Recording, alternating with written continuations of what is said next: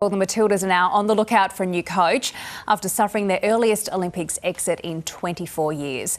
Former Socceroo Craig Foster joins us now from Melbourne. Craig, thanks so much for joining us. Pleasure.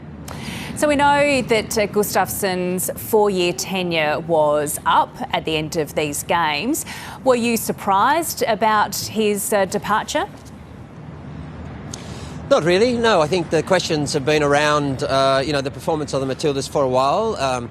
He created new benchmarks for the Matildas in the last couple of years, which was wonderful. They got fourth, of course, at the Tokyo Olympics and then at last year's World Cup. But equally, when we played against top 10 teams in the world, and we could particularly see that in the semi-final against England last year and that 3-1 loss, where there was quite a gap between the football of the two sides. I think those were legitimate questions heading into the Olympics. Of course, we were all desperate for the Matildas to do so well. Like so many of our Aussie Olympic women have been, performing phenomenally well. Sadly, that didn't happen, but I'm not surprised that this has occurred. In fact, I think it's probably a good thing for both parties, and it's nice to see a respectful parting of the ways with a coach of Australia, where they just say, look, thanks for the last 4 years. In many respects, you did a fantastic job.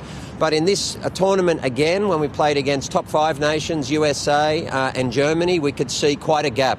Not in the talent of the athletes on the park, because we've got, all of our Matildas are playing at the top clubs in the world now. But in terms of the approach and the way that the teams are playing, we've still got some gap to make up. And therefore, I think it's the right decision for both parties. The Matildas need to improve heading into the home Asian Cup in a couple of years. And then in 3 years' time, the Brazilian Women's World Cup.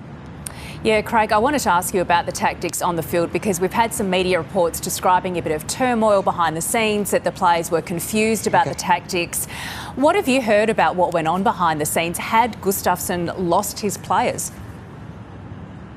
Yeah, look, it's a great question. It's always important to, make sure we understand what's happening. And to be honest, I don't have any, specific information about it because from my perspective, athletes are not always happy within the group. They're not happy when they're being left out. Or what I think we should analyse is, how the performances go. Coaches always, has to manage those internal dynamics. They're not always easy.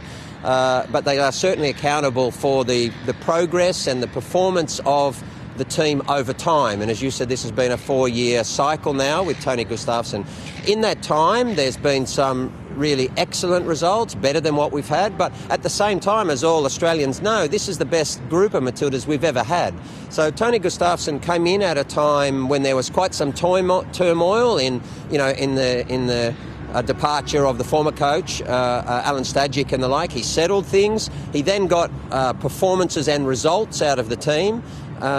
But this group, is an amazing group of players. Haile Rasso was at Real Madrid. You got 3 of the Steph Catley and Kate and everyone at Arsenal. They're the first generation to play at the very top of the world.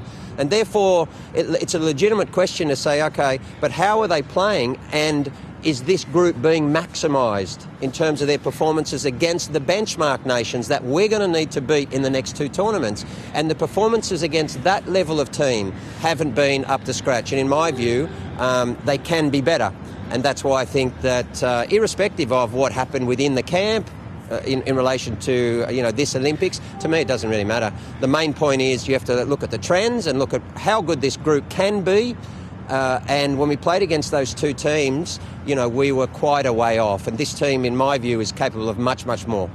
But did we have too high expectations, given the performance at the World Cup, which they sort of, went beyond, their standings in the world rankings? They were such a force at the World Cup. Were our expectations too high going into the Olympics, given the group that they drew? The USA, for instance, Germany. I mean, these are huge teams. Were our expectations too high of what they could achieve at this Olympics? Yeah, that's again a legitimate question, because don't forget Sam Kerr was out here, as she was for most of the World Cup last year, and that's where Tony Gustafsson did find the solutions that he needed to get them there. Yes, the expectations have risen, and rightly so, because the team has performed well in recent years, and because of the fact, as I said before, that this generation is all playing at the very top level of the world. That's okay to have high expectations, and the team and the coach obviously have to live up to that. But the expectations are based on the performance level, not only the results. That's what's important here. So as I said, yesterday a few times, just imagine for football fans or Australian sporting fans who love the Matildas, let's just imagine for a moment that in the last moment, Alana Kennedy had scored the header against USA and got us through to the next round, and perhaps we did it again, but playing the same way, where we can clearly see a differential and that the team is not performing at the very highest level. Does that make it okay, and should Tony Gustafsson stay? And my response to that is no. I think the decision has been right for both of them. Tony's ready to move on, and so too should the Matildas.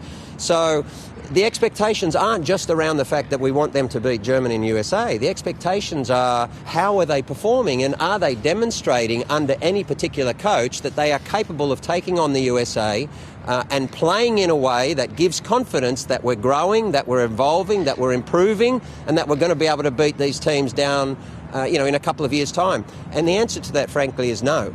The way that the team was asked to play against both Germany and USA, which is based on the work of the last 4 years, was quite some way off the level that those teams are playing at. And the problem that we have in Australian football, Emma, now is that Spain are improving. So the evolution of the women's game is the fastest that we've ever seen, because everyone is now investing in it. So Spain are flying, Germany improving. You see USA under Emma Hayes improving. So, that puts more pressure on Australian football to say, OK, how are we performing and where are we going?